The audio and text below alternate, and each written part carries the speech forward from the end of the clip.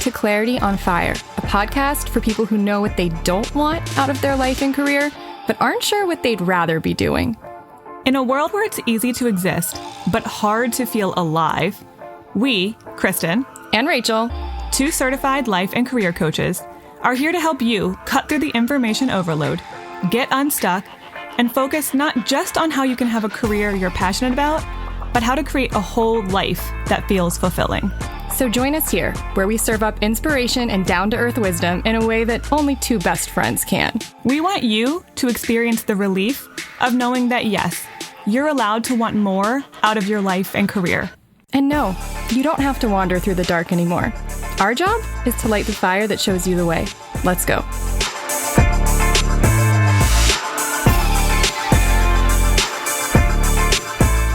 Hi. Hey. Well, this is already a very long one, and the intro is just starting. So, what a great episode this is, though. Like, one of my favorite normal person interviews, maybe ever. I mean, it's hard to pick, obviously, and I wouldn't want to, but this is a really, really, really good one, and a special one, because Amanda is someone who started out as a friend of one of my clients, and then she became a client, and then she became a coach. So then she kind of morphed into a friend. And then I started working with her on some of like her business stuff. And then she's also done sessions for me. So we have worked together. And I've even done sessions with her. You've done sessions with her. Clients do sessions with her. So I've worked with her in every possible way you can imagine. And she's a delight from every angle. We love Amanda. Love Amanda. And just, this is also a plug for Rachel East Creative, because I think Amanda has said before that if not for her and I working together to carve out the angel in the marble, so to speak, of this business and her work in the world from her mind, it would still be living in her mind and it would not be a thing. And I really do enjoy getting to work with people on that. So for those of you who don't know, I do have a side hustle gig. I don't like to call it a side hustle because I'm not a side hustler. But racheleast.com, or if you have a project or a business or something that you're working on that's creative that you're stuck on, or that you're trying to figure out, what is this? Or how do I express this? Or how do I make this, take it from in my head to a physical thing in the world? I can help with that. And I like helping with that. And I've been helping Amanda with that for many months now. And I think that, you know, working with her and you having worked with her is really cool, because it's like a testament to how far she's come in taking this from just a tiny little idea to like a thing that exists that other people are benefiting from. Yeah, I can't wait to hear. I know a little bit about Amanda's story, but I can't wait to hear her really tell it in full. But I can absolutely attest to the fact that her Heart Spark sessions are like nothing I have ever experienced before. So this is also a plug for that. Spoiler alert, we do talk about Magic the Cat in this. I'm so glad. Okay, so you guys can stay tuned for that. Oh, that's good. Okay, let's read Amanda's bio. Amanda Johnson is your typical high-energy, overachieving perfectionist people-pleaser type who, by all accounts, looked great on paper, but wasn't feeling a whole lot of anything for a long time. After years of building a successful career in the marketing world, Amanda had a wake-up call in the form of a full-blown spiritual awakening and started questioning pretty much every facet of her life. After coaching with Rachel and working for the past several years toward calling in more authenticity and alignment, Amanda's gifts came online in a big way. Recently, Amanda made some serious changes to her life, including pivoting away from her corporate life to launch Heart Spark, an intuitively based energy work and life purpose coaching business. Amanda is trained in Reiki, completed IPEX coach training program, which for anyone who doesn't know, that's also the one Rachel and I went to, and loves questioning the mysteries of the universe. When Amanda isn't working with clients or chasing her two little boys around, she loves to spend hours talking to her friends and family about signs, dreams, hopeless romantic things, traveling to far-off places, reading 1,000-page books all at the same time, and dipping her toes in the ocean as much as possible, preferably in San Diego. She's all about living her life with an open heart and hopes she can inspire you to do the same. You can find her at heartsparksoul.com or heartsparksoul on Instagram. Okay.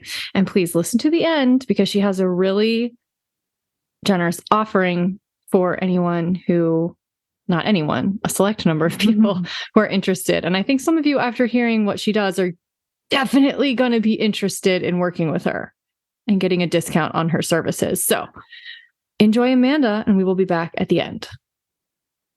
Hi. Hi, Rachel.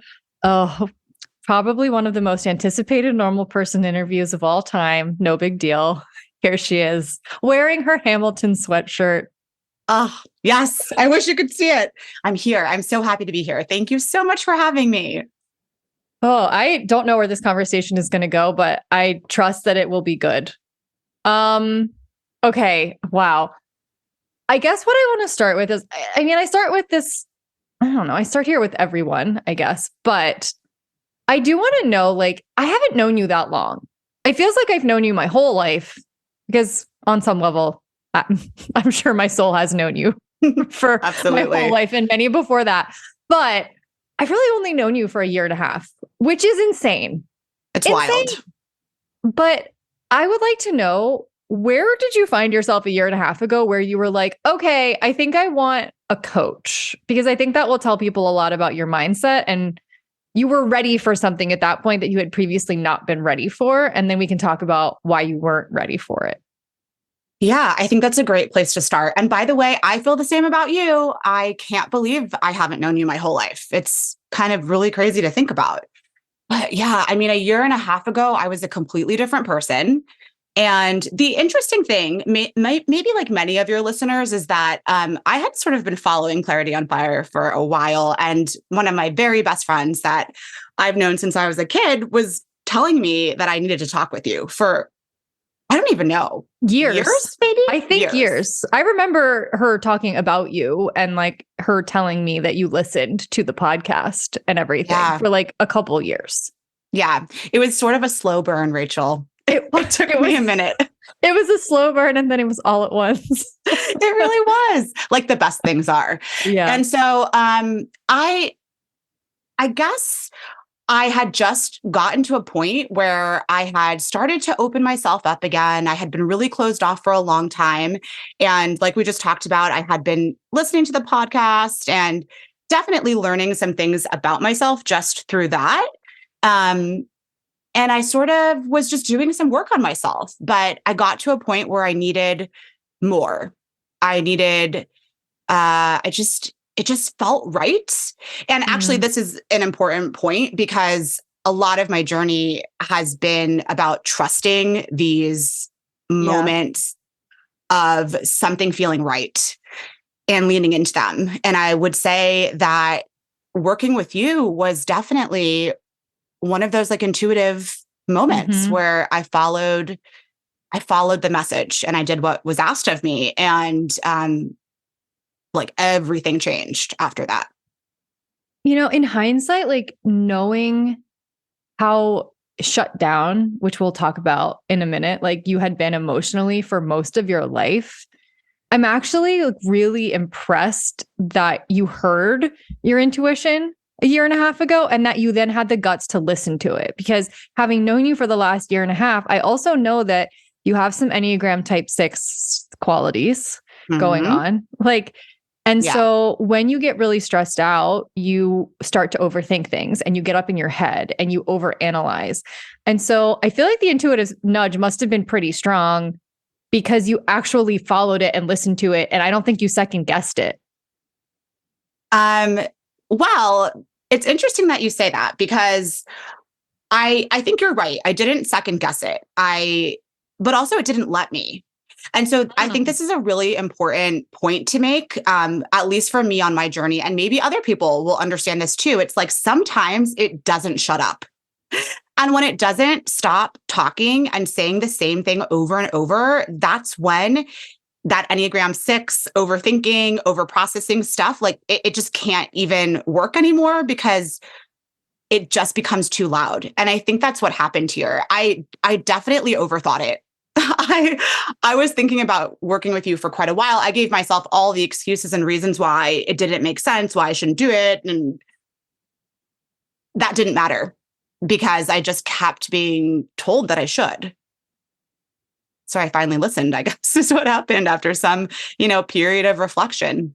No, that's a great point, though, that is how intuition works. And that I think that's a really nice reminder to people who are afraid. What if I won't hear it? Like, what if I'm so up in my head that I won't be able to trust or listen to my intuitions? Like, even when you're really shut down and you're really stressed and you're often up in your head, if something is really supposed to happen, it will continue to bug you until you do it. And it will get louder and louder and louder until you just do it. Yeah. And we're laughing. I'm over here How laughing. many times have I feel like that's been very relevant, as a theme throughout like the entire time that I've known you. That's continued to be true. It has been. I mean, there are certainly things that are still telling me to do them, right? But I like what you said there because it is so true. It's almost sort of that, spiritual mantra of what's for you can't miss you. And I feel very similar about our intuitive feelings. They don't give up on us. It's not something that you can, you can't avoid it. You can, but if it's really right for you, it's going to keep coming up.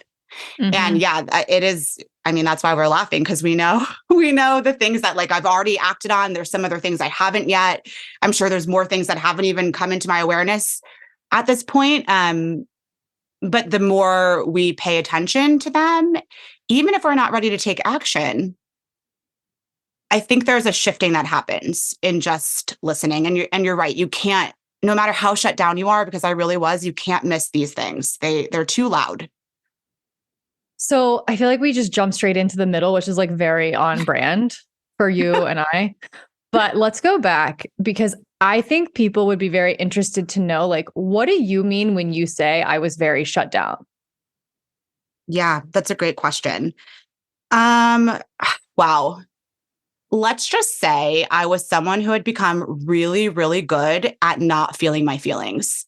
And the interesting thing about this is from the outside looking in, if you were someone who knew me either in a very close way or, just as an acquaintance or something, it wouldn't have seemed as though that was the case. I have a very naturally bubbly and outgoing and positive personality. But over time, I sort of used that as a shield and I didn't know I was doing this, right? It was all unconscious. I definitely have people pleaser energy. Like I'm a recovering people pleaser for sure. And I think a lot of times when you are like that, you can really easily identify the version of yourself that people like. And it becomes easy to present that version. And I think what happened for me was I did that. Like I knew what people wanted from me, or at least what I thought they wanted from me. I don't think that what I thought was actually true in the end, but I really leaned into that. And that allowed me to step away from any of the feelings that didn't fit that persona. They were still there, like they still were in my body and energetically definitely getting in the way.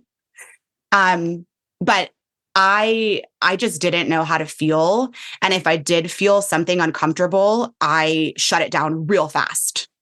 And I would say, and you know this, Rachel, from working with me, but anger, real problematic for me. Didn't know at all how to process being angry. And so I just I just shoved everything down.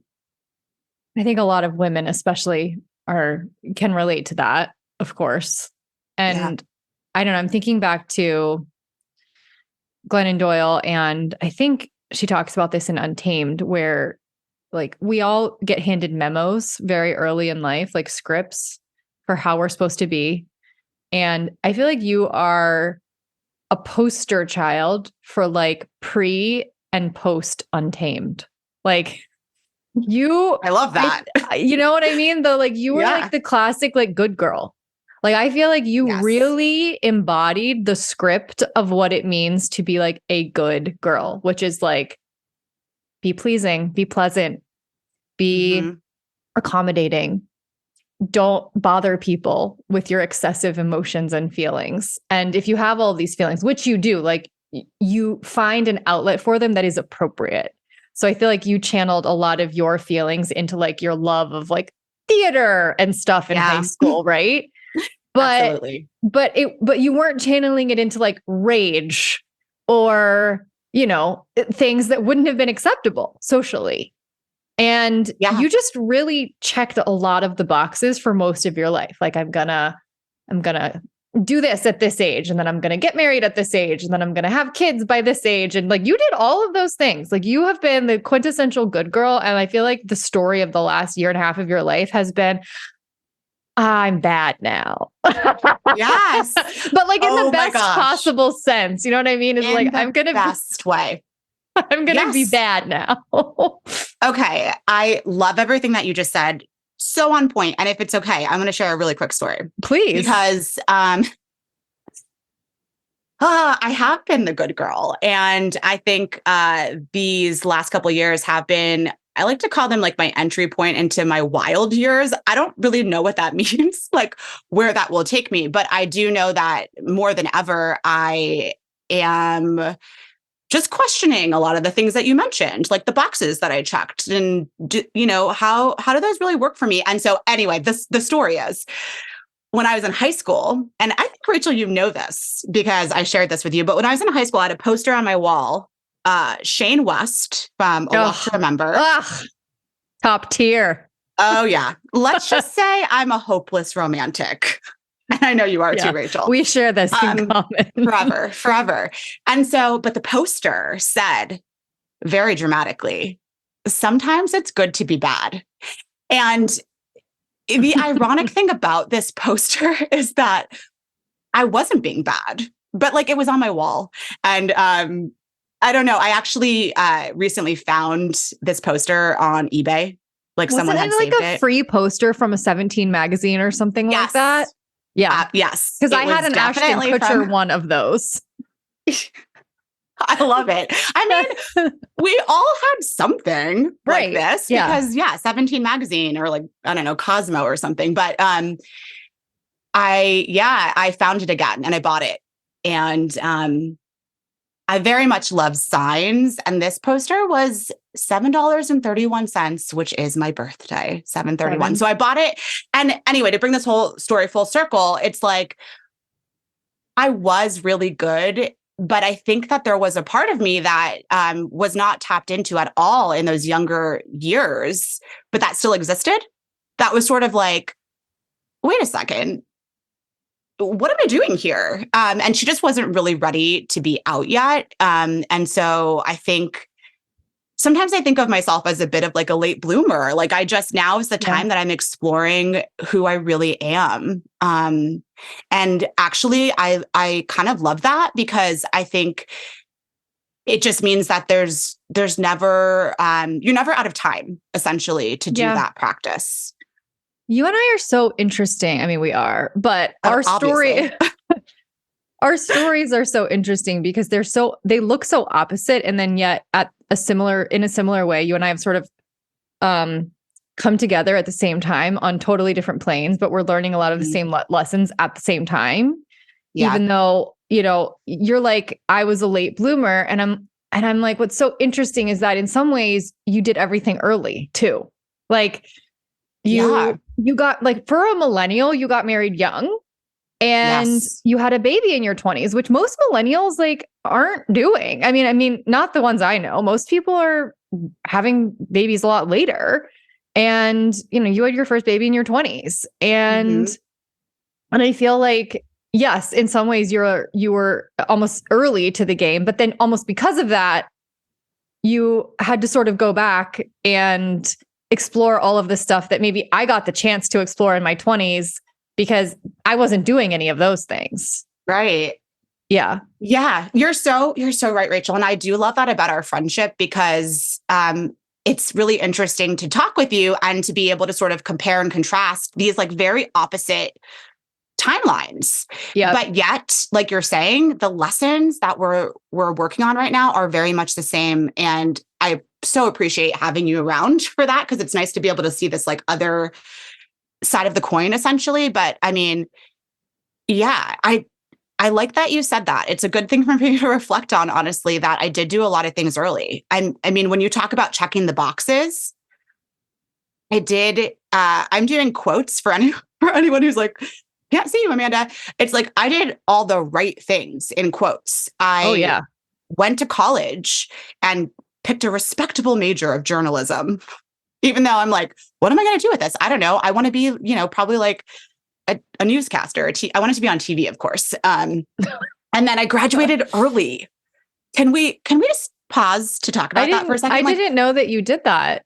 Yeah. And you have ADHD, which obviously at the time was undiagnosed. Self-diagnosed. Yeah, but yes.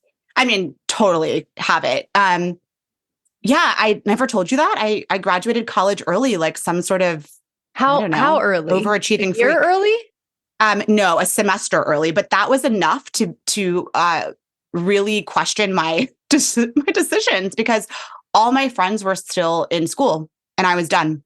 And the reason I did that was because I came into college with so many like AP credits. I didn't need the last semester. Yeah. Kristen did that too, by the way. She graduated a semester early, but then she still hung around and lived in the apartment with us and like had a job. I mean, it was like a part-time job. But she was so depressed. I'm going to remind her of this in the intro to this conversation because I feel like she was really adrift after she was done and everyone else was still in school. I felt very much the same. I'd love to see what she feels about that when she remembers that, because I did a similar thing. I lived with my roommates. They were still in school and I got a real job. Like I started my career immediately.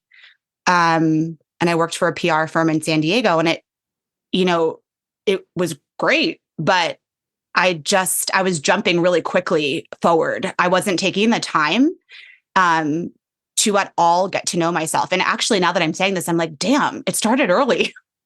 That I just had this vision that I don't think was my own vision of what life was supposed to look like. And I was very committed to it. And what did it look like? What was the vision? It's funny because I achieved it. It's pretty much all the things I did. It's go to school, get a good job, get married, have a couple kids, move to the suburbs. I went back to school and got my MBA at some point along the way.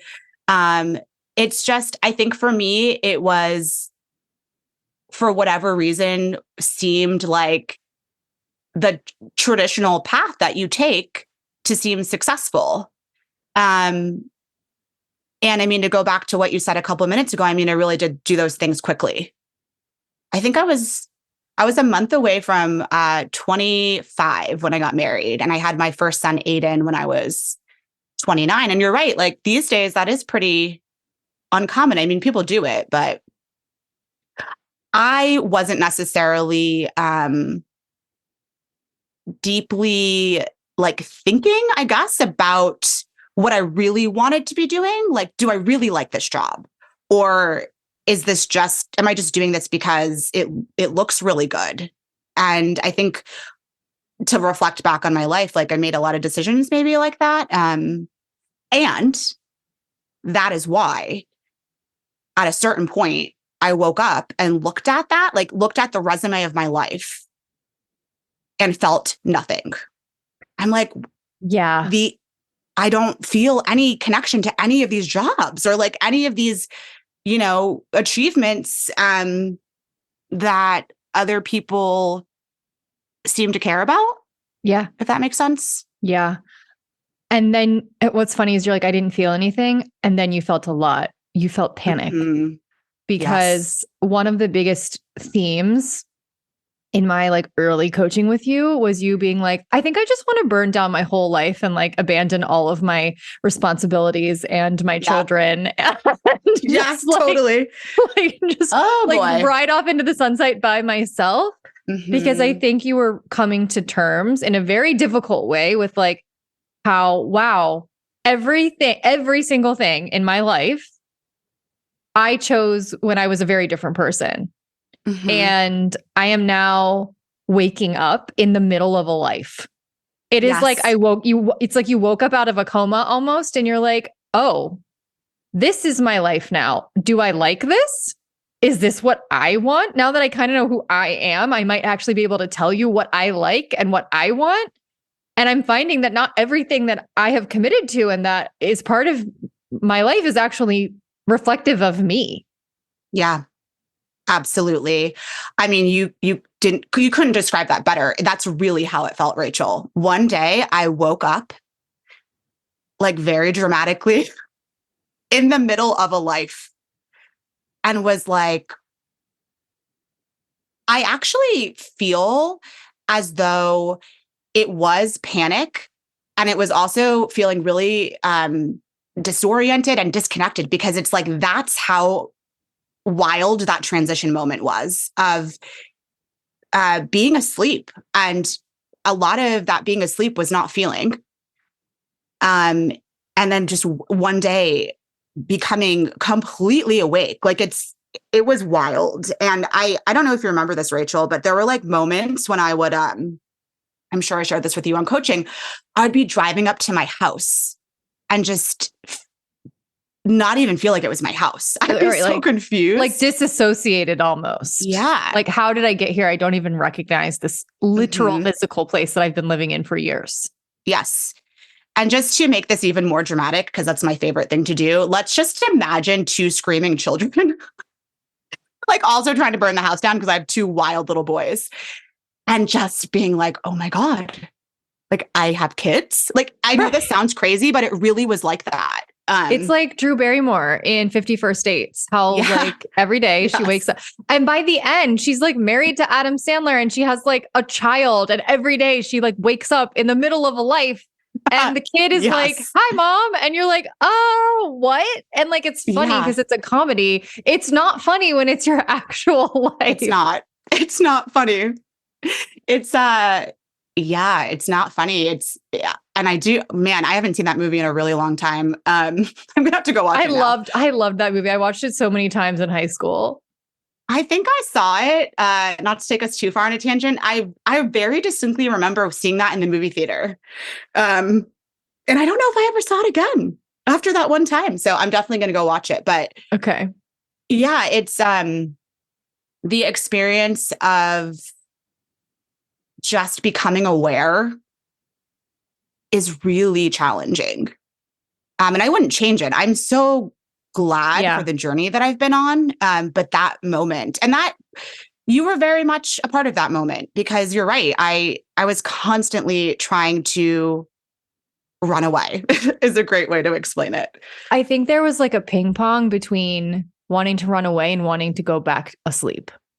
Yes. Because I think when you wake up in the middle of a life that you're like realizing, I don't know that I want all of this, and I don't even know whose life this is, it's really tempting because it's so overwhelming to then sort through every piece of it to figure out like what is going to stay and what's going to go. And like that, it's just so much easier to go back to sleep and pretend like everything's fine when it's not. And I feel like, I think what I saw my role as, and sometimes still do see my role as when you have days, you still have some days like this, is I feel like I'm here to like validate your reality that like, no, you're like, you're right to be sensing that something is off here. And like, you know, it's kind of like the Matrix.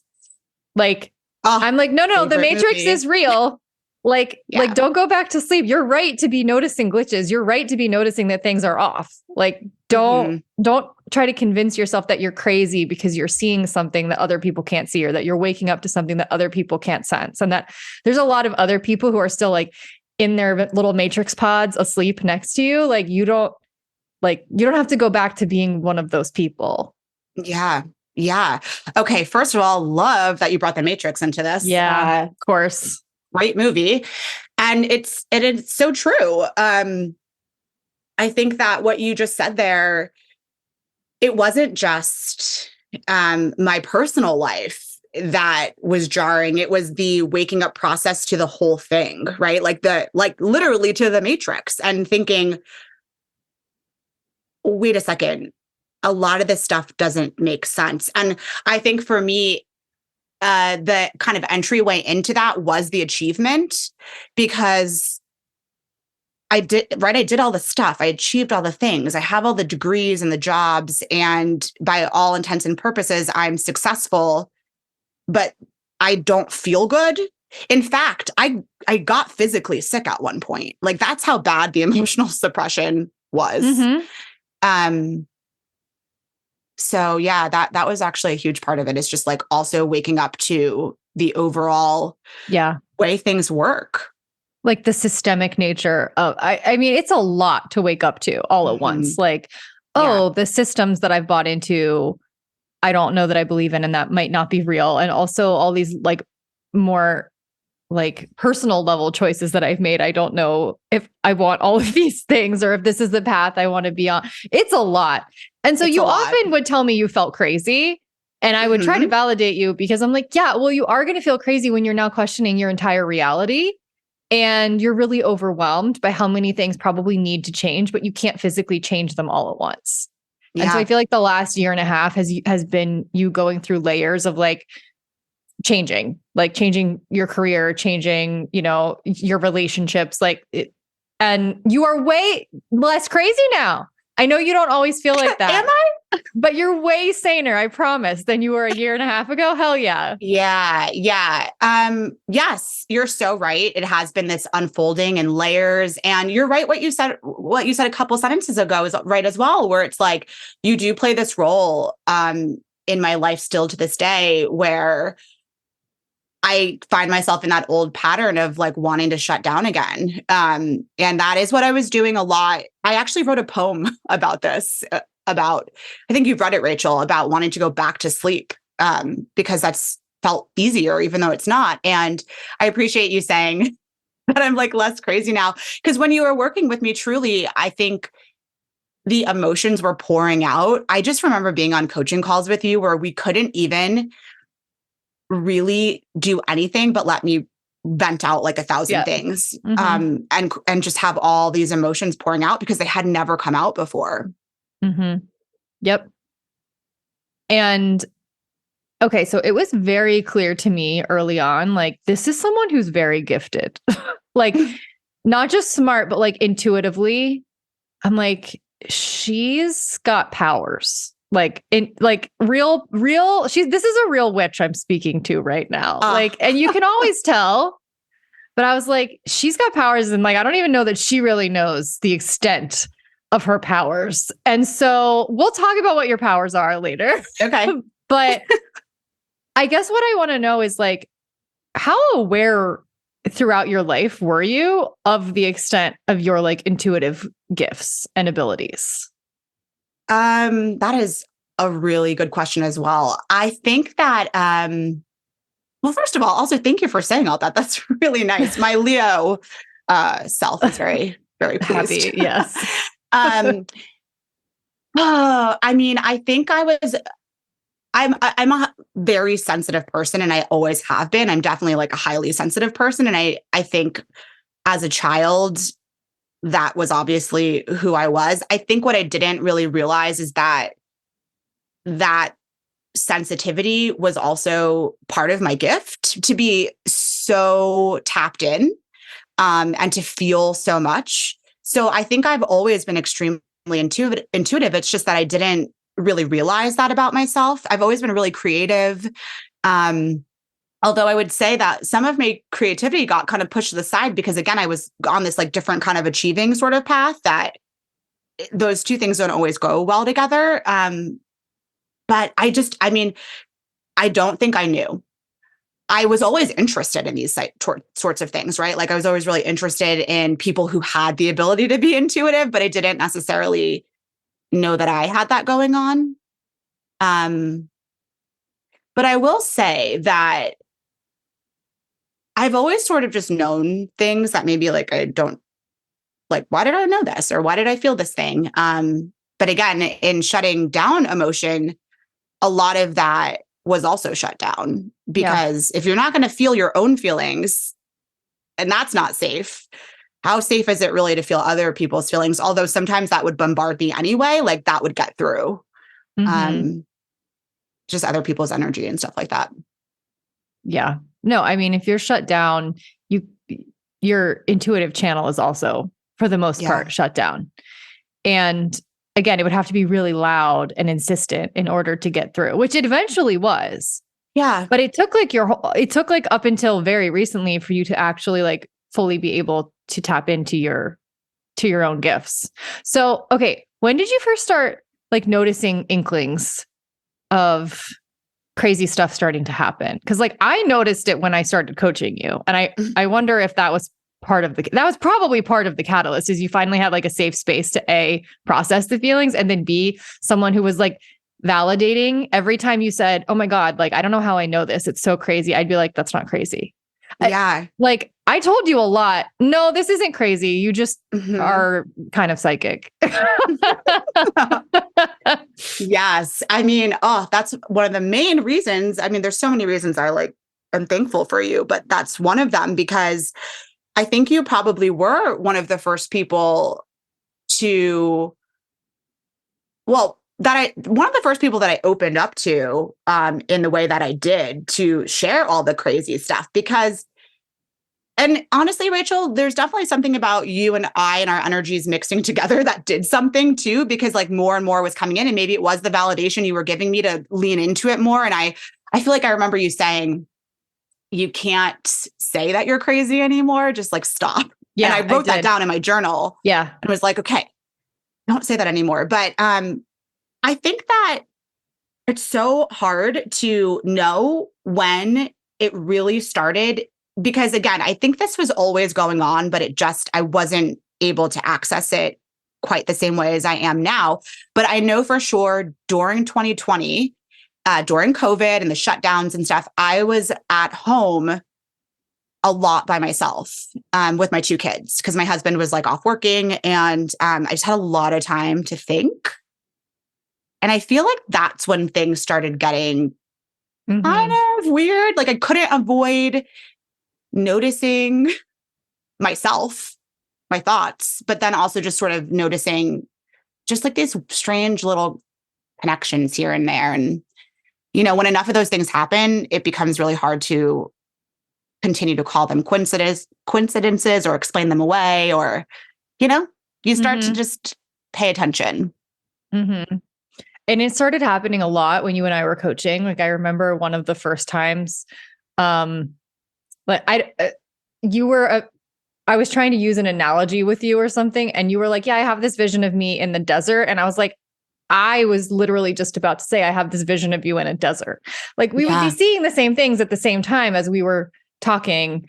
And that felt really cool and interesting. And you started having crazy dreams, and then I'd help you interpret your wild dreams. And then eventually you signed up for an intuition class. When did you start doing that? Oh my gosh. So that's like kind of a newer thing. It took me. Or was it Reiki, I guess, that you did Reiki. first? Yeah, let's go. We should talk about Reiki first, because that was the first thing that I did while I was with you, while you were coaching me. And if you remember, I was I do. Freaked the hell out. I was panicking. You were so scared to I was do your training. So scared. So scared. Why were you scared? I feel like I wasn't sure. Actually, in reflection, in that brief moment of like silence where I was reflecting, I think that I didn't know it at the time, but I was being called to that, intuitively called to that. And that really scared me, because it was something really outside my comfort zone. I don't even know. I think I had like my first Reiki session done on myself only like a few months prior to that. I had been listening to a podcast where I got introduced to this Reiki practitioner, and these types of things, while I've always been interested in them, there's always been a little bit of fear wrapped up in them as well. I was sort of raised in like a religious home, and there's a lot of good parts about that, like a lot of things that I learned about myself from that experience. But I think on the flip side, there's also some things that made me feel like maybe this was wrong or bad. Kind of like witchcraft or something. Just like I had some hesitation around what might happen to me. Like if I'm being completely honest, Like dabbling in the dark arts is kind of what it felt like. It felt like I was doing something wrong. In fact, I'll share a little story here that I'm like, I cannot believe I'm about to say this. The first time I ever used tarot cards, I was terrified, similar to the Reiki. And I got my kids to bed and I sat down and I took them out, and I had this moment. I'm going to sound wildly insane for a brief moment. That's okay. But we don't say we're crazy anymore, so it's okay.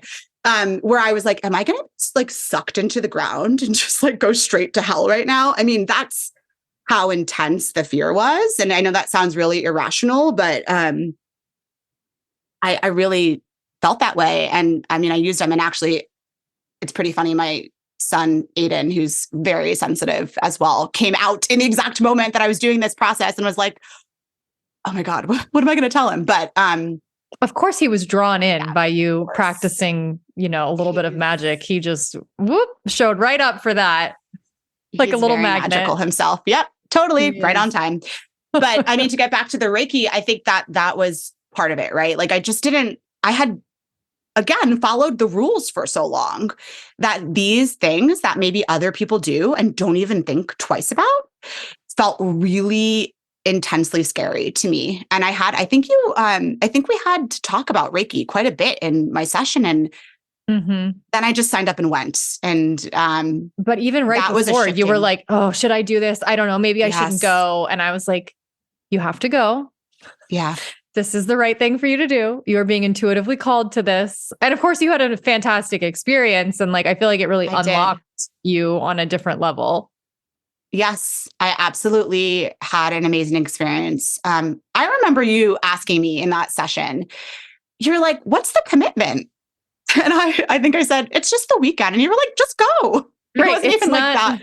Right. Yeah. It wasn't that huge of a deal, but I did have a great experience. And I think for me, it was, besides like what you mentioned with our shared vision in our session together and my crazy dreams and stuff, my Reiki class was the first time that I had a really visual experience, if I'm remembering correctly, because when you get the Reiki placements, you sort of go on this journey, and mine were very intense. And we would come back as a class and talk about what happened. And we all had different experiences, and they're all perfectly how they should be. But what I did notice is that mine were so intensely like over the top and visual. Vivid. And yes, almost like this like lucid dream. Right. And it was very different than what my classmates were sharing.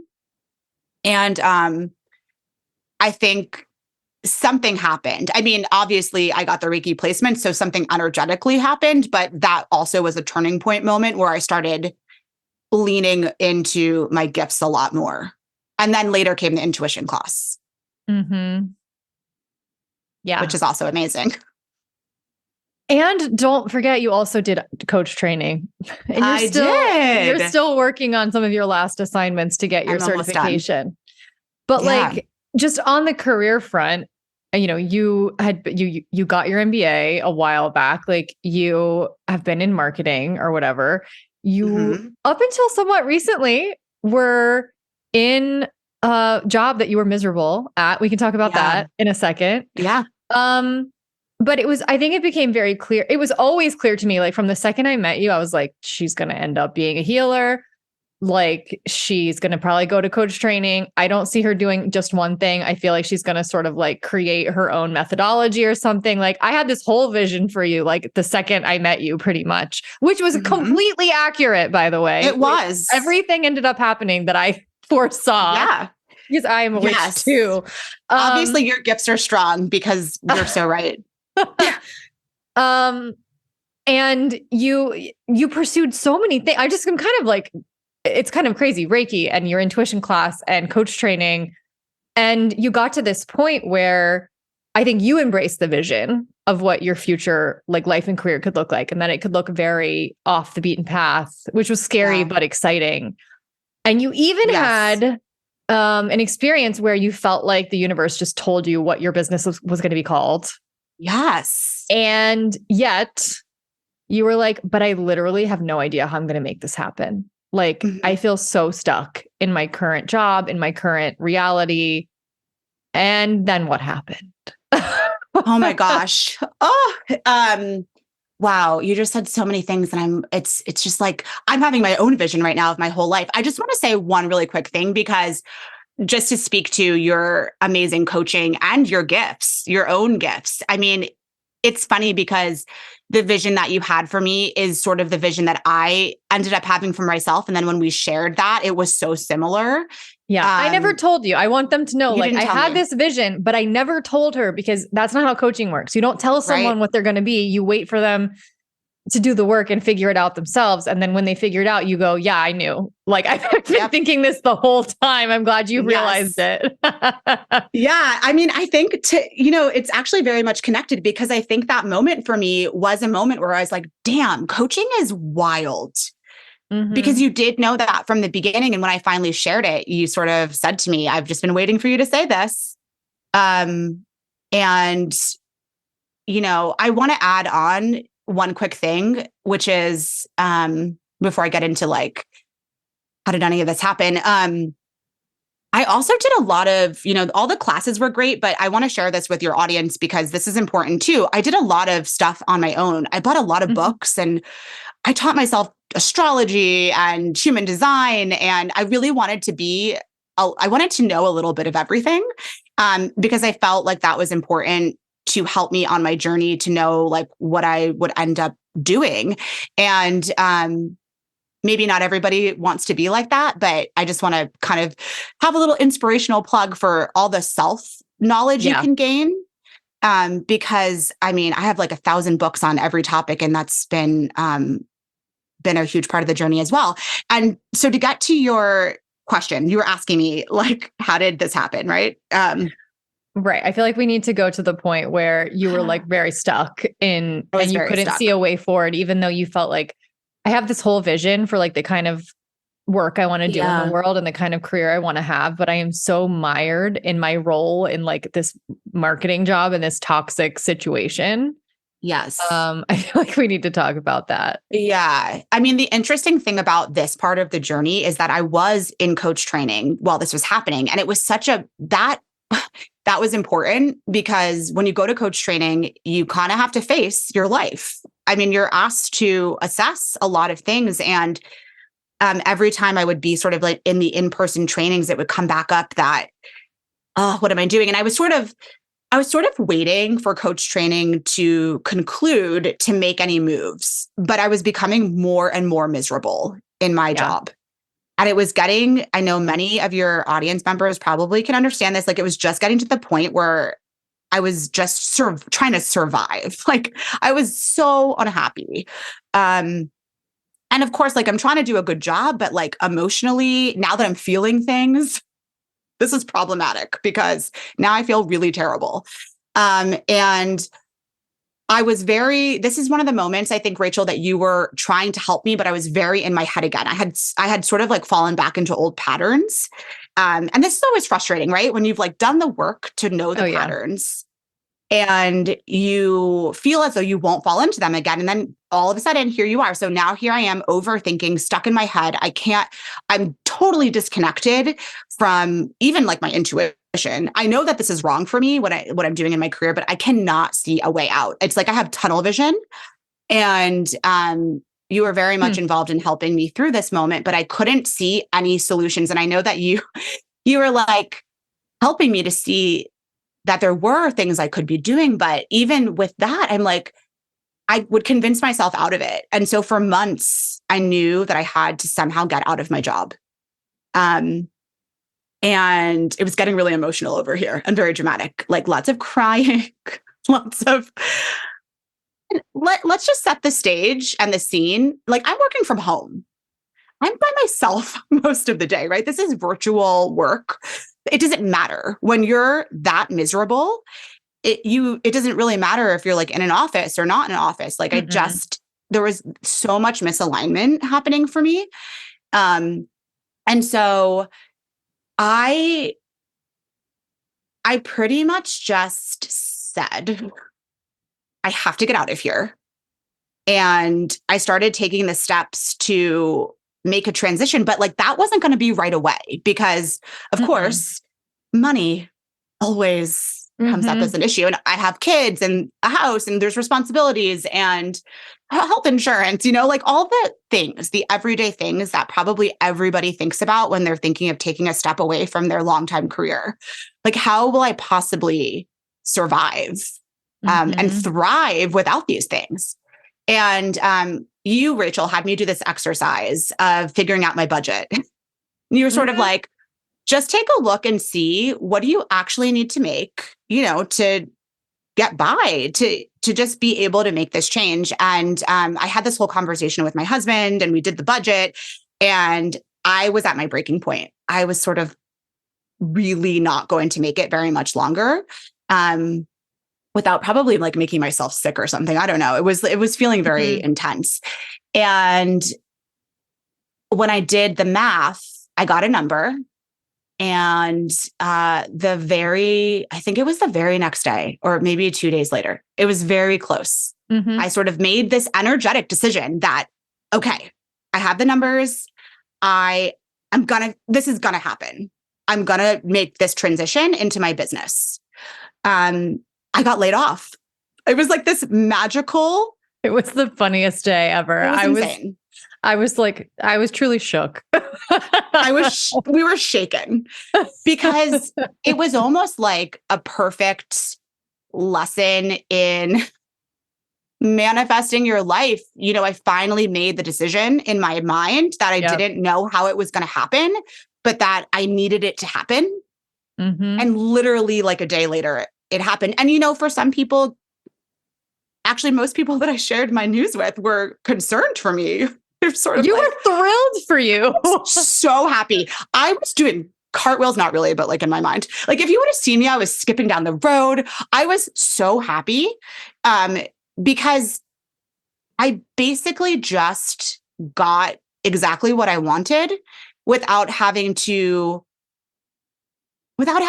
figure out how to do it.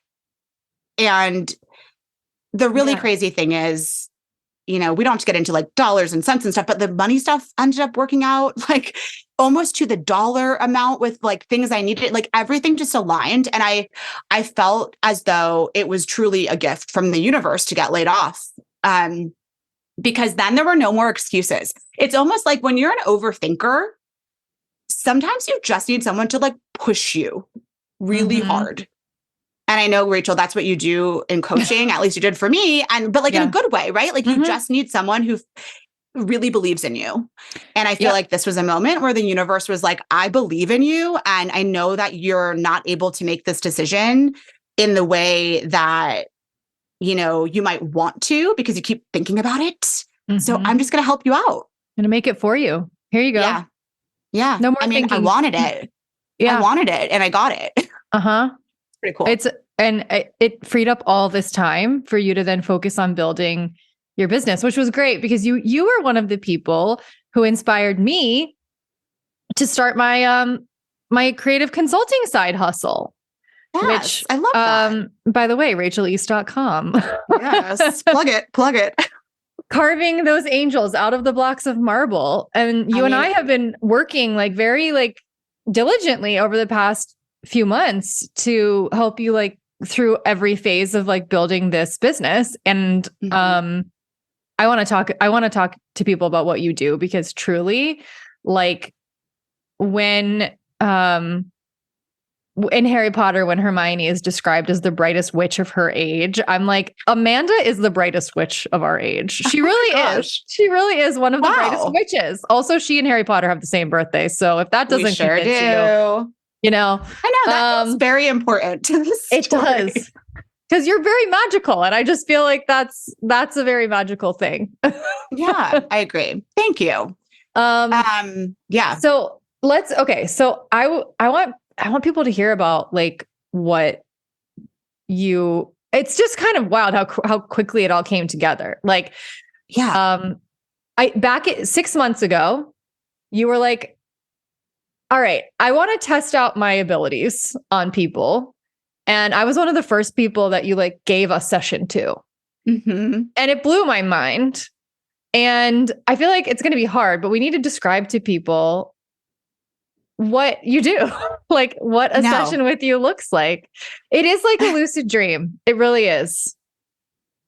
Yeah. This is always the question that I say to myself, man, I gotta figure out how to say this because it's so hard to explain these sorts of things. But I will say that very first session that we did together, that evolved so quickly too, because if you remember, I had no idea what I was doing. And I do want to plug my intuition class really fast before I talk about what Heart Spark is, because that was really essential to my journey as well, because it's almost as if my journey through sort of opening up to my gifts followed a similar pathway as my life, where, I take this Reiki class. It's very structured. Reiki, if you've ever had it done or ever learned it, I mean, there's symbols and there's like this whole process you go through. And then pretty much a year later is when I enrolled in my intuition class, which is just here local in my town. It's an in-person class and I go once a week. There are no rules there. You just, I pretty much just got taught how to be open. Yeah. And you play. I think that's really important. Like it's play. Yeah. You know? play. We do all sorts of stuff there, but it shifted my perspective. And so the type of session that you had with me in the beginning, it's very different now, because now I'm just like, hey, I don't actually have to have any rules. I can just lean into whatever's supposed to come through. So in a Heart Spark session, it's sort of like this it is, I would say on my end, a bit like a lucid dream. I'm getting a vision that comes through and I'm actually seeing it within my mind. Very elaborate. So many different like scenes, so many different symbols and like very symbolic. Flowers. And it's like, what is the meaning of the flower? And we have to go research it later. And it's like right on point with something you've been struggling with. I'll give an example in a minute from one of our Heart Spark sessions. Yes. I can't wait to hear what you pick. I mean, I'm glad you said that, Rachel, because I think one of the most fun things about the Heart Spark sessions for me and whoever I'm working with is that it doesn't actually end with the session, because you walk away from it being like, oh my gosh, I have all these things to look into. And it's not stressful. It's fun. It's like, let me look up this flower or this constellation or, I don't know, this bird. And so when we're in session together, I sort of take you through a meditation. And so, as the client on your end, and this is all happening for the most part so far over Zoom, I've done one session in person. That was really cool. But you're brought through this like sort of deep meditation to relax and become open. And then over here on my end, I'm doing that same process. In fact, it's really interesting. As I'm walking my clients through the meditation, I feel like the energy start to pour through me. It's wild every single time. Like it happens. It's almost like this like thing just happens and unfolds. But yes, like you're saying, Rachel, it's this very visual dream in quotes that I got brought through a vision. And then when we kind of like talk through it, it's very symbolic. Some of it's very straightforward. Sometimes I'll get I do a lot of channeled writing. So I might get a poem or a very specific chunk of text that I'm supposed to read to you. Sometimes family members come through who have passed on occasionally. It's what I'm finding in these sessions is they're very unique. They're very much tailored not only to the person, but the person's energy in that moment. And Rachel, we can speak to that because Rachel and I meet pretty much every 6 weeks. So every time we work together, your energy is different and what you're focused on is different. And so we kind of tap into whatever happens to be going on right then, which is pretty cool. I think the reason a lot of people go to an energy healing session, a Reiki session, an intuitive session, they want to meet with an astrologer, they want to have a psychic reading, is because they're looking for reassurance about their path. They're looking for guidance. They're looking to feel supported. They're looking to feel clear and alleviate haziness and confusion. And I feel like that is in a way that I've rarely experienced I've tried so many different types of sessions. And I'm like, I've worked with a lot of people I think are really cool and that I really like, but there is something about your method that I just feel like it feels really good. Like I've never walked away from a session with you feeling like heavy. I've always felt like encouraged and uplifted and felt like the themes that were coming through were like really relevant to what I was going through. And also like felt clarifying and supportive of like what I needed in that moment. You remember in one of our first sessions, you were like, I feel like there was this like grandmotherly type energy that shows up, and I don't know. I feel like she's saying something about like gold jewelry and she's glad that you have her gold jewelry. And you're like, do you know what I'm talking about? And I was like, Amanda, I literally just received today, like some of my grandma's jewelry that my mom is like passing down to me after my grandma passed away. I was like, and she died a year and a half ago. Like I just today got it. That was insane. Like totally blew my mind. Oh, I just got the chills. I mean, I'm glad you shared that story because I don't know if you know this, maybe you do. That was really important for me. After you told me that, I sat downstairs and just had this moment of, I don't even know what to call it, just the shock, disbelief that happened. And it was a moment in which I had to start trusting myself more. So thank you for that. Well, do you remember the full story of that though? Because it's actually funnier because you went downstairs. Yes. You told me, you left me a voice note about what you'd seen. This was before you did it on Zoom. So we weren't even doing it live. You were just like giving me a debrief after we'd done this meditation virtually. And you went downstairs after I responded to you and you were like, well, yeah, I mean, you were talking to your husband and you were like, well, yeah, she did mention gold jewelry, but like, I just felt really strongly that like there was something to do with a ring and she didn't mention a ring. And your husband, for whatever reason, goes, oh no, there's a ring. Her mom has it. And you were like, what are you talking about? Like, you don't know what where's this coming from? And you go back upstairs and you listen to my next voice note. And I go, oh, by the way, actually there is a ring. But my mom hasn't given it to me yet because she wants to get it appraised to see if it's real. I know. And you were like, okay, wow. All right. Guess I got to trust my gifts because I was spot on. And you've been spot on so many times for so many people. How about the fact that in one of Kristen's sessions, this is about magic. This magic. There was the black cat that showed up and it escorted her in your session to the land of intuition, I think, right? Yes. And or the land of magic? Was it the land of magic? It took her to the land of intuition and magic, maybe. I don't have my notebook in front of me, but that's okay. And Kristen's like, I had a black cat when I was really little and his name was Magic and I totally forgot about him until just now. Like, stuff like that happens all the time. I know. I have to just add on to that story, if it's okay, Rachel, because yes, that is true. The black cat, by the way, I really do have to trust myself. And again, this is something you help me with all the time because it feels a little crazy to say to someone something that just doesn't make any sense. Right. So in Kristen's session, there were other animals and then all of a sudden this black cat and the black cat didn't fit in. So I didn't know why it was there. And then it took her to this land of intuition and magic. Like I basically visually was shown a map and the cat led us there. And the kind of crazy thing, I hope this is okay to share. I think it's fine. She'll be fine with it. She'll love it. Okay.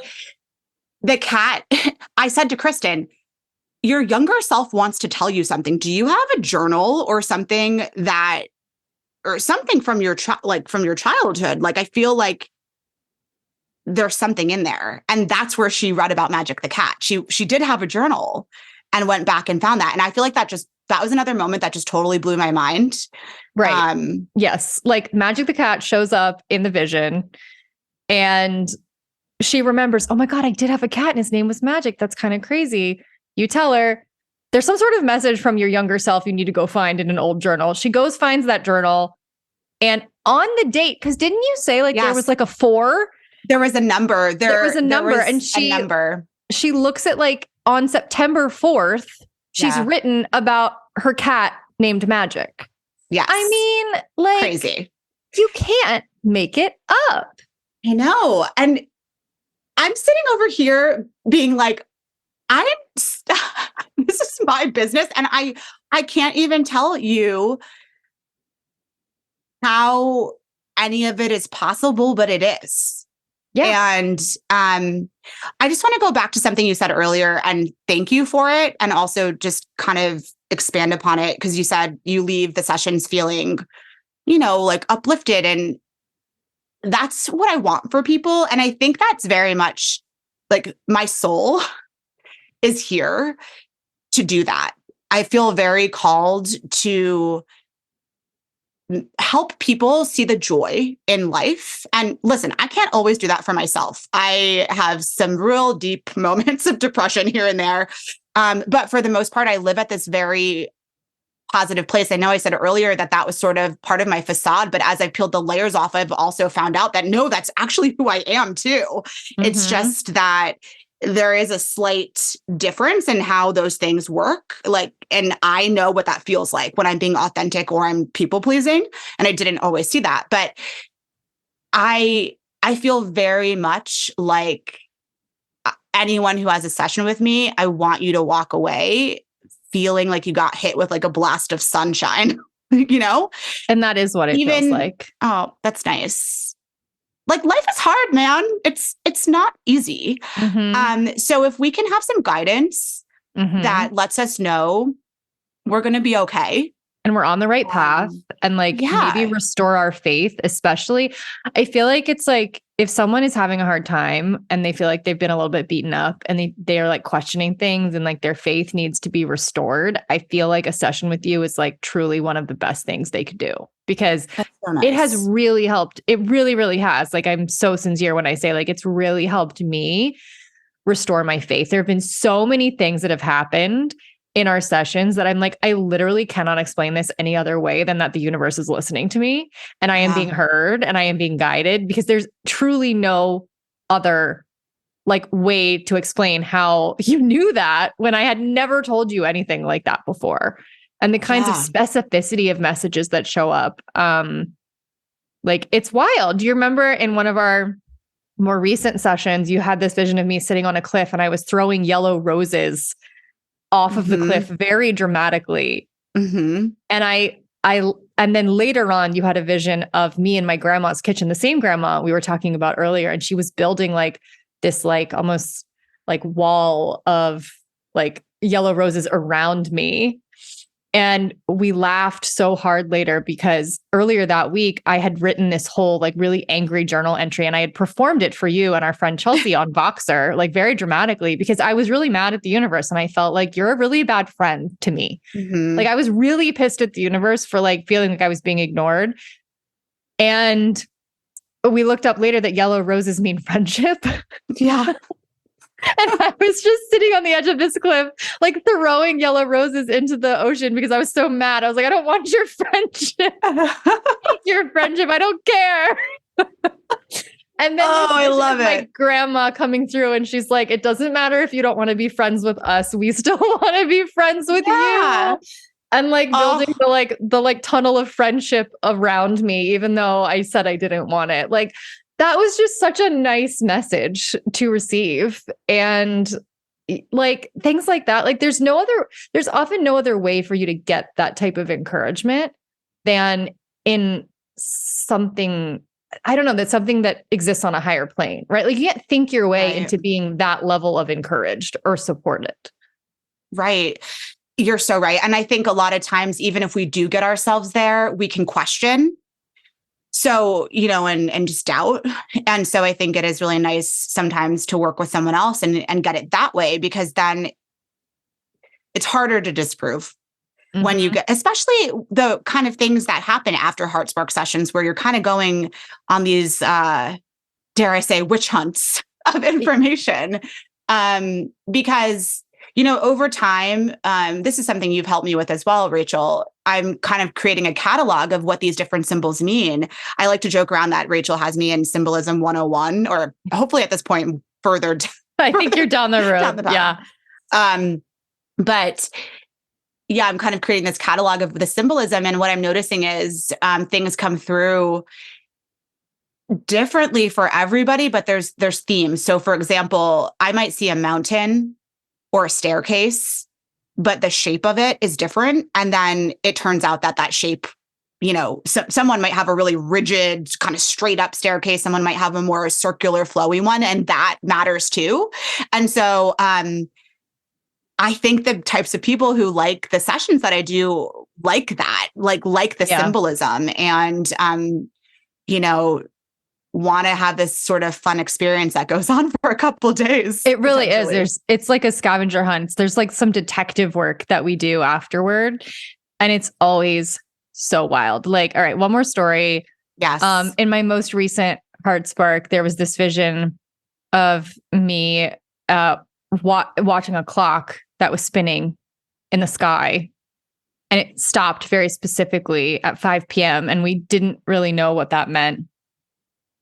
And then that night, for whatever reason, Madeline, who has been on the podcast before, and she's one of my other intuitive witch friends, had told me many, many months ago to watch the French movie Amélie, because she's like, I think there's a message in there for you. And for whatever reason, I just had never watched it, but I started watching it that night. And then the next day, for whatever reason, I was just feeling really, really depressed, and I was feeling really down, and I was doubting everything. And even though we just had that session the day before, which I loved, I felt really great that day. Oh, you know what happened that night? Taylor Swift and Joe Alwyn broke up. And that triggered me. That was a hit. It wasn't the only thing that happened, but it did make me go, well, can I believe in love? Yes, really love was destroyed. No, it didn't. Actually, can I, not to interrupt you, Rachel, but I want to add in that vision, if you remember, you were crying in front of the clock. I was crying in front of the clock. Yeah, I was sad. I was hesitating to tell you that because, like we just talked about, the Heart Spark sessions are usually positive, but sometimes there's emotion. So yes. Yeah. You didn't. Yes. And so the next day, I really feel like I was depressed and I was sad about like, how am I still single? All of the things that I will often lament. And I was really, really just in a funk. And so, at some point that afternoon, I basically just said aloud, to the universe, okay, I need to know that I can trust you. Like, really, I need like some sort of indication that I really can trust that this is all working out. And that night I finished watching Amélie because I hadn't finished it the night before. And there's this scene, and like the whole movie Amélie is literally about like synchronicities and like this like crazy scavenger hunt that these two people are going on to try to meet up. Like the whole thing is very meta.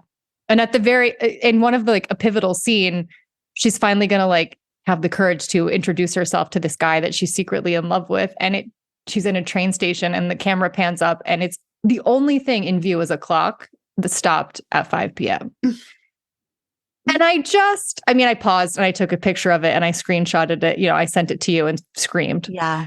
And I think I screamed. I think I also screamed. Right. It's just like, okay. Like, at that point, you just have to laugh and give up some fears because it's like, I can't call that one a coincidence. The timing of all of it was just how many layers of timing and like synchronicity were woven into that one like series of events. Like the fact that she told me to watch it months ago and I didn't watch it until that day. And I didn't finish watching it until the next day when it would have been more meaningful to get the sign. Right. Yeah. And the other amazing thing about that, because literally I did scream, is that in the vision, once the clock was at 5 o'clock, I think you stood up and you were done being sad.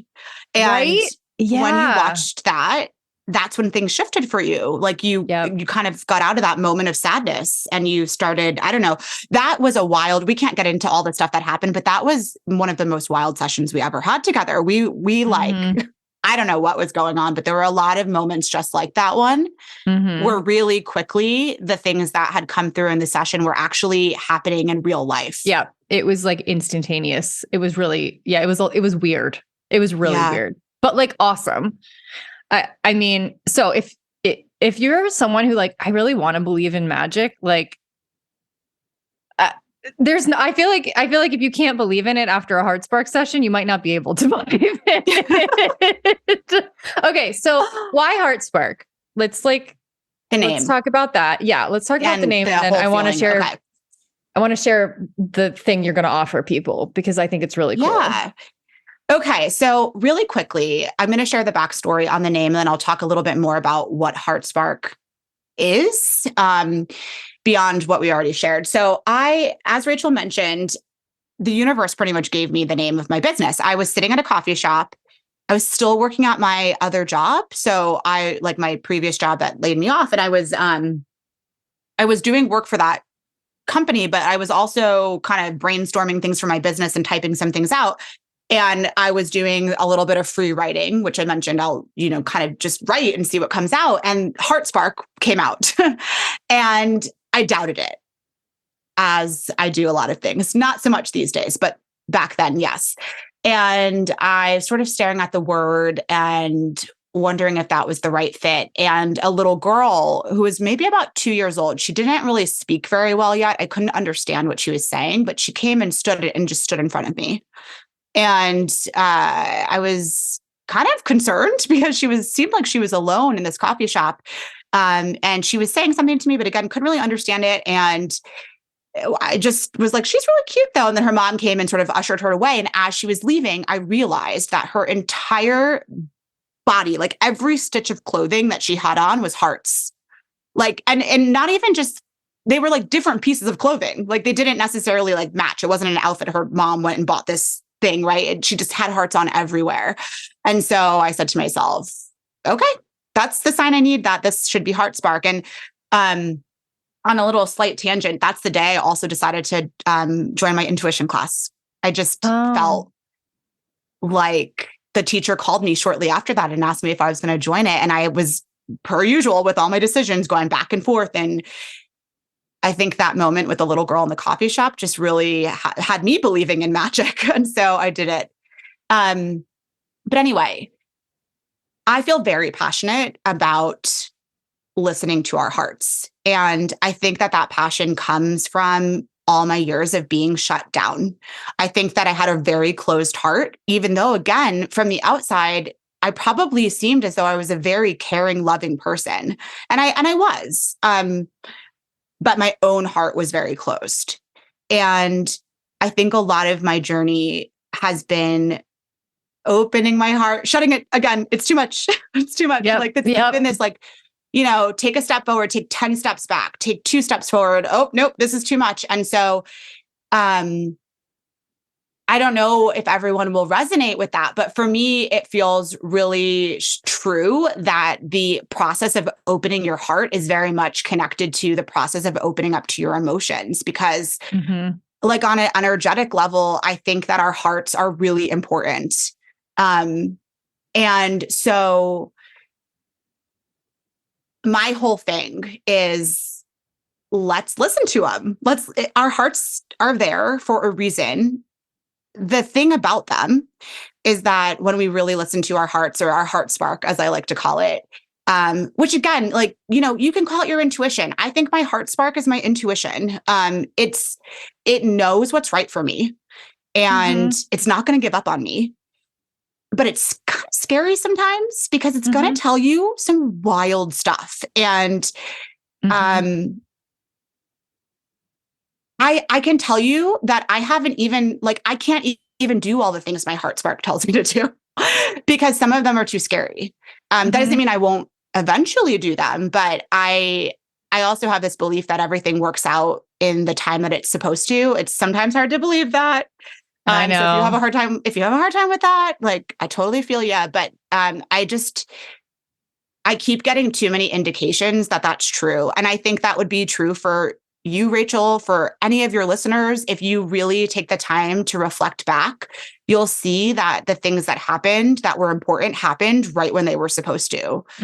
You just can't quite see it when you're in it.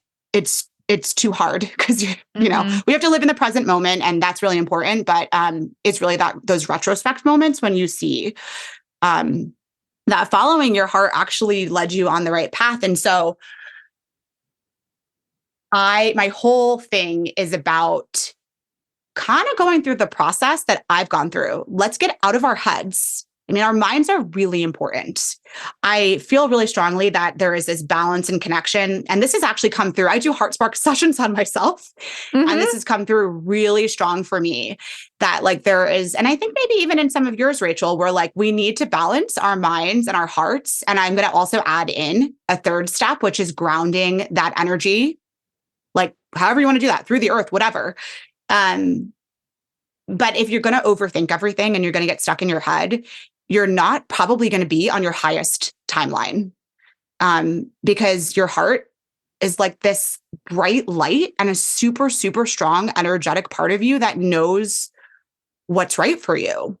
And so I think the sessions that we do that are really energetic and intuitive, those are helpful for just like connecting with our hearts, but then also all the coaching stuff that I do too, that like through the, through all my training in the coaching program and my work with you and stuff like, doing one-on-one coaching with people too. I think a lot of what I'm trying to do there is help people connect with their hearts as well and just be able to trust that your heart's not going to lie to you. It's not going to make you do something crazy to ruin your life. No.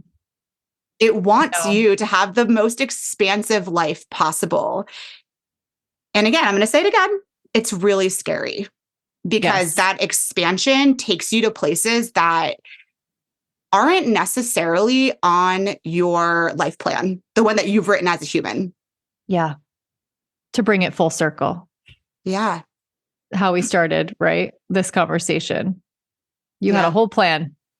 Yeah. And you have had to walk your talk. I've seen every inch of you walking your talk on, what I want for myself is actually very different than what I planned and what, an earlier version of me wanted.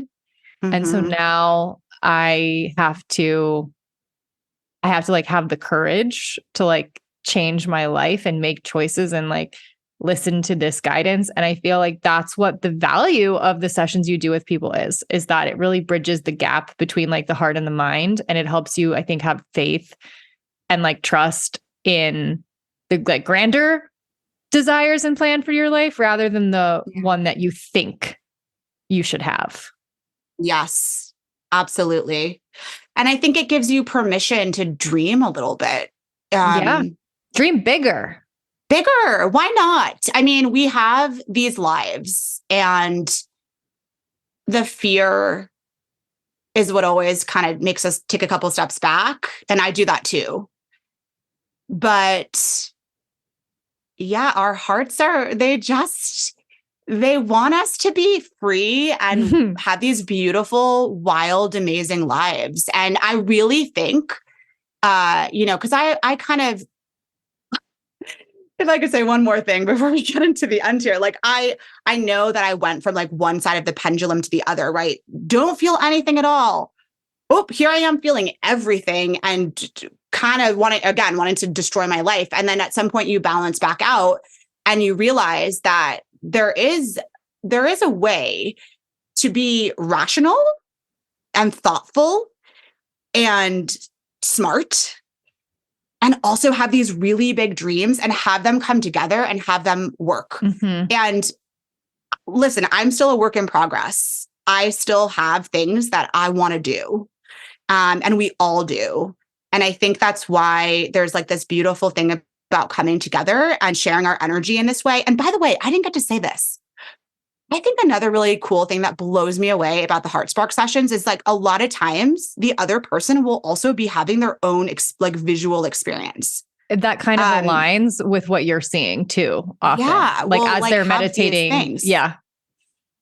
And if you're not a visual person, that's fine. It might come through to you a different way, but I love that because that is just another proof point to me that when we open ourselves up, when we connect in this way, that there's like this cool, magical energy that's available to us that can help us feel supported. And so that's just my hope for everybody is let's not waste our time here. We all have a really special purpose.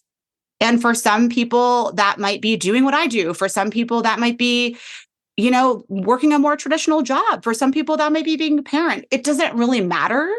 Mhm. All that matters is that you're really, really doing what you want to do. And that might take baby steps to get to that like final place, but that's okay. We have time.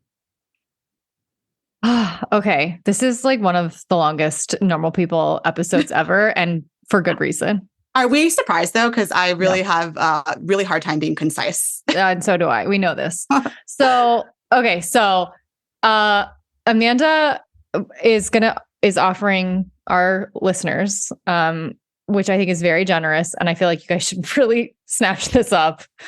10 people, the first 10 people who would like to sign up for a HeartSpark session, 20% off with the code Crachel. Love by it. the end of that will expire by the end of June, and or if she fills all those slots up really quickly and she doesn't have the capacity to work with any more people, then it will be gone before the end of June. So I really, really, really encourage you guys to make time for this. A classic HeartSpark session is 2 hours, and that sounds really long. It goes by in a flash because you guys start out setting intentions, then you do like a 15-20 minute guided meditation, and then they continue meditating while you're going off on your vision quest for them. And then you come back and you debrief them, and then you guys talk about what you both experienced, and then before you know it, 2 hours is up. So, and then you continue chatting with them over email and Voxer and stuff like that for a couple of days to keep processing and doing the like detective work and the symbolism stuff that comes up. It is such a fun, unique experience. I can't recommend it highly enough. And you should also get on Amanda's email list, because you should get her free meditation where she helps you connect with your heart spark. Yes. Thank you so much, Rachel. I'm so happy to have done this with you and to be able to share, a discount. I hope anyone who's feeling called to will use that. And please do the free meditation. If you do that, have a journal ready, because you're going to ask your heart a question. And you'll want to be able to record what it says. But this has been so much fun, really. The most fun. Okay, I will put the links to everything in the show notes, but just want to share, if you're listening and you want to go straight to Amanda's website, her URL is heartsparksoul.com, because some other person already has heartspark.com. Annoying. Bummer. We're going to try to get that at some point. Yeah. Don't you worry. So, heartsparksoul.com, and then the classic HeartSpark session, which is 2 hours, is 20% off with code Crachel. I couldn't be happier that the universe put us together a year and a half ago. It's just truly changed the trajectory, I think, of both of our lives. And that sounds so dramatic, but like, A, we bring the drama, and B, it's just true. It's so true. Yeah. I feel the same, Rachel. I could like cry right now in a good way, in a very dramatic, emotional way. I mean, you obviously are a huge part of the reason that HeartSpark even exists. And then now our ability to be friends has been amazing. And I just appreciate you so much. Right back at you. I love being in your coven. Yes. The inner circle. It's a fun place to be. Hey, if you enjoy listening to the symbolism conversations that we had here, I mean, the stuff we talk about on a daily basis is wild. We have a lot of crazy dreams. It's kind of crazy how little we've actually shared in an hour and a half of talking. I know.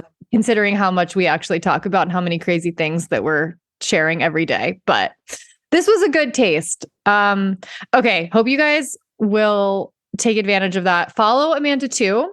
I'll leave her. What's your Instagram? Is it just HeartSpark? It's the same. HeartSpark Soul as well. At HeartSpark Soul on Instagram too. Okay. Thank you, Amanda. Couldn't love you more. Thank you. Couldn't love you more either. Thank you, everyone. It was so nice to chat with you. Bye. Bye. Okay. So as we just said at the end of that episode, heartsparksoul.com. There's a discount on her classic 2-hour HeartSpark session, 20% off with code Crachel. First 10 people to sign up get that by the end of June. Or if she sells 10 before the end of June, then which is very likely. So I think so. Yeah. If you want to be one of those people, then hop to it. I don't think you'll regret it. I know you will not. You will not regret it. It's so interesting. I have one on Saturday. As we're recording this right now, I'm like, I can't wait. Only 3 more days until my heart sparks up. I love it. I need to schedule my next one. They're just, they're so unlike anything else. I just love them. They always make me feel so much better. So, okay. Highly recommend. Okay. I hope you guys enjoy that. Also follow her on Instagram at HeartSparkSoul. And we will see you next week with, I guess, a new side chat. I don't know. I haven't thought that far ahead. But we'll definitely see you next week with something. All right. Bye. Bye.